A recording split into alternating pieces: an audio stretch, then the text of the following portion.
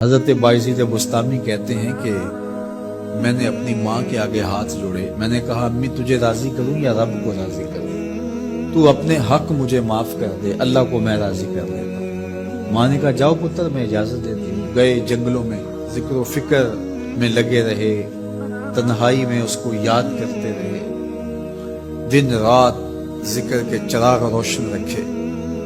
12 سال گزر گئے حق کی تلاش میں۔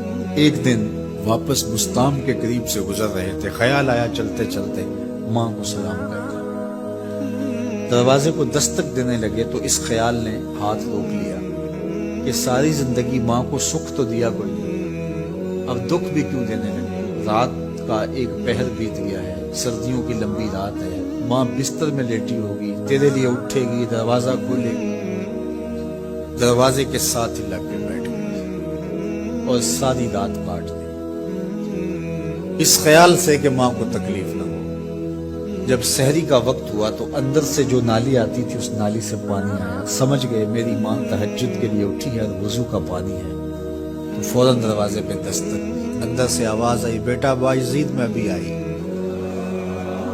مائیں بیٹوں کے دستک کے انداز سے جان لیتی ہیں یہ کس بیٹے کے ہاتھوں کا لمس ہے۔ 12 سال کے بعد آئی، دستک دی، کہا بیٹا باعزید میں ابھی آئی۔ ماں کی تو نگاہیں ہی دروازے پہ رہتی ہیں۔ اللہ اکبر۔ کہتے ہیں کہ ماں نے دروازہ کھولا، 12 سال جنگلوں کی خاک چھانتے بیت گئی تھی، پراگندہ صورت، بکھرے ہوئے بال، پھٹے ہوئے کپڑے۔ میری ماں کی جب نگاہ میرے پہ پڑی تو اس کی چشمان سے موٹے موٹے آنسو ٹپکنے لگے اور اس نے ایسے ہاتھ پھیلا کے کہا مالک میرا بیٹا باعزید تیری طلب میں نکلا تھا، تو نے ابھی تک اسے اپنا قرب نہیں دیا۔ حضرت باعزید بستامی کہتے ہیں 12 سال کی ریاستوں سے جو کچھ نہیں ملا تھا ماں کے اٹھے ہوئے ہاتھوں سے مل گیا۔ میں نے کہا مالک میں تجھے کہاں ڈھونڈ رہا ہوں، تو کہاں موجود ہے؟ تو ماں باپ کی رضا اللہ کی رضا کا دروازہ کھولتی ہے۔ جن لوگوں کے ماں باپ ناراض ہیں اور وہ جا کے پیر صاحب کی خدمت کرتے ہیں اور میاں ماں کے قدم چھو، باپ کی ٹانگیں دباؤ، ان کی خدمت کرو، تمہارے پہلے مرشد وہ ہیں، ان کو راضی کرو، پھر کسی شیخ کامل کی صحبت میں آنا، دیکھو کیسے دل کی بند کھڑکیاں بنتی ہیں۔ ایک مرشد تو ناراض کر رہا ہے اور دوسرے مرشد سے تمہیں کیا ملے گا؟ تو راستہ یہیں سے کھلے گا۔ والدین کو کبھی ناراض نہ کرو، والدین کو کبھی دکھ نہ دو، والدین کو کبھی تکلیف نہ پہنچاؤ، اور والدین کو بھی چاہیے کہ اپنی اولاد کو اپنا نافرمان نہ بنائے۔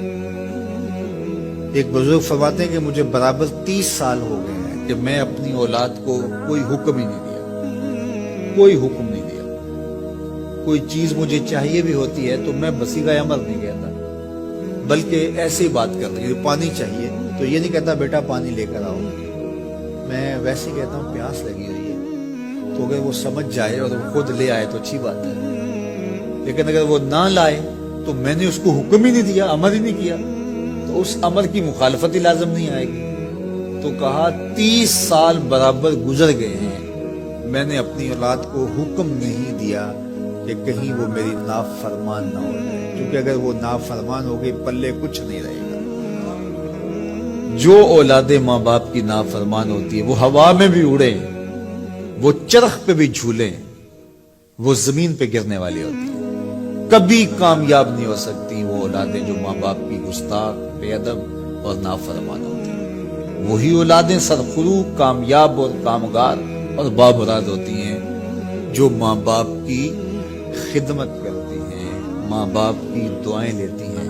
وہ ایک بچہ ماں باپ کے پاؤں دبا رہا تھا تو ایک بچہ ایک بر اعظم میں، دوسرا دوسرے بر اعظم میں، تیسرا تیسرے بر اعظم میں بڑے بڑے کاروبار کر رہا تھا۔ تو کوئی اس کا دوست ملنے آیا، اس نے کہا کہ اس نکمے کو بھی کہیں بھیج دو، فلاں جو ہے وہ یورپ میں ہے، فلاں امریکہ میں ہے، وہاں اتنی بڑی کمپنی اس نے کھولی ہوئی ہے، اس نکمے کو یہاں بٹھایا، اس کو بھیج دو، یہ تو نکمہ کسی کام کا نہیں۔ کہا یہ نکمہ ہی تو میرے کام آ رہا ہے، یہ نکمہ ہی تو میرے کام آ رہا ہے۔ تو اولاد خوش نصیب ہے کہ اپنے ماں باپ کی خدمت کرے، اور ان کے ساتھ حسن سلوک کرے.